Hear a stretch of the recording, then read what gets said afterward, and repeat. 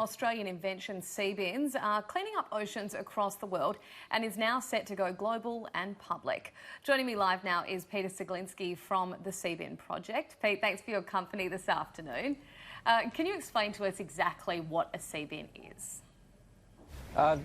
Yeah, so a Seabin, it's pretty simple stuff. If you can imagine a pool skimmer and a garbage can, and you essentially cross the two together, that's what we have. So what we've done is we've created this pool skimmer garbage can. We put it in the water in marinas, ports and yacht clubs, and we essentially skim the surface of the water.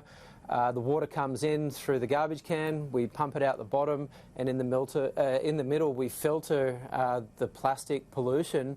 And yeah, it's as simple as that. So we're collecting microplastics, plastic fibres, oil, yeah, all sorts of stuff globally. So how did you come up with the idea, and how has it been received across the world? Have you been successful in getting that into other countries? Yeah. So the original idea, it originated from, if you have rubbish bins on land, why don't we put them in the water? And so my business partner Andrew, he's the inventor. He literally did that. And so in 2016 we got seed funded by like 7,300 people on an Indiegogo crowdfunding, and from there we had a 2-year development period, and in the last 18 months we literally scaled up from 6 countries to 52 countries. So we have a fleet of 860 Seabins that are operational in these 52 countries now. There's about $5 million worth of Seabins in the water, just chipping away 24/7, filtering the plastics and the microplastics and the oil from the waterways. How much are they filtering, and whose responsibility is it to, I guess, empty those bins, and how often do they have to be emptied? Yeah, so the Seabins are filtering. It's 500 million litres of water per day with the 860 units around the world. The global capture for the actual debris that we're capturing is estimated at 3.6 tonnes now, which is about 4 kilos per unit per day, which is quite a lot when you consider that plastic doesn't weigh very much. And because we never really had much kind of funding, we started off with the marinas, ports and yacht clubs because they had staff, they had the infrastructure, and they had the finance to purchase the units and look after them. So essentially the ports, marinas and yacht clubs are looking after them, changing the filters. They pay for the electricity, which is about $2 a day or less. And essentially, we all get like a better value of life from these ports, marinas, yacht clubs, pulling the plastics out of the water, preventing it before it gets to the ocean. Can the Seabins be put out right at sea? I guess obviously you'd have issues there with waves, I guess, but could it be something that could be expanded further with a new form of technology?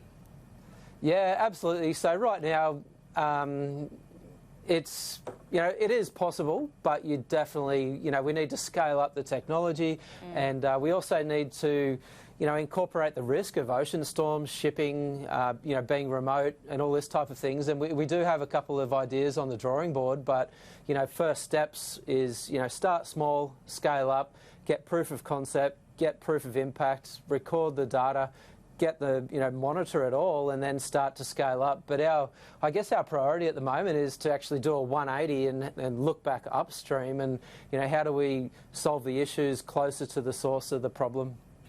Now, the invention, it's no doubt become an international success story, and now it's about to get even bigger. Tell us about your plans for 2020. I know it's a big year ahead for you guys. Yeah, so yesterday we started a campaign, an equity crowdfunding campaign, and what the goal is we want to basically financially give back to the communities that support us around the world. So like anyone in the community over the age of 18 can basically purchase shares in our company for as little as $250, and what that means is we can raise a substantial amount of money to then scale up the operations, scale up the technology. Currently we operate in the 52 countries, which is just amazing, but there is 192 countries with shoreline around the world with plastic pollution problems, and what we figured was you know, this plastic pollution in the oceans and in the waterways, it's an everybody's problem. And so if we can give, you know, if we can bring as many people as we can to join our mission and be part of a solution, and also to possibly get a return on your investment and just, you know, have that purpose of, you know, the mission to clean our oceans. Yeah, that sounds very exciting. And how's the interest so far been, Pete? So since yesterday, you know, the interest has just been amazing. We have probably close to about 800 investors that have already registered, and it's only going to be ramping up. So right now it's an expressions of interest campaign. If you go to our website, seabinproject.com, there's a couple of links, you know, you can learn more. And then on the 22nd of February, we have the offer where people can, you know, read the offer. If they like what they see, they can physically invest their money, and then, yeah, we'll, you know, take it next level with support from the community. All right, well, it sounds like a very exciting time for Seabins and for yourself. A fantastic idea. Thanks for your time this afternoon, Pete. No worries. Thank you. Thanks, everybody.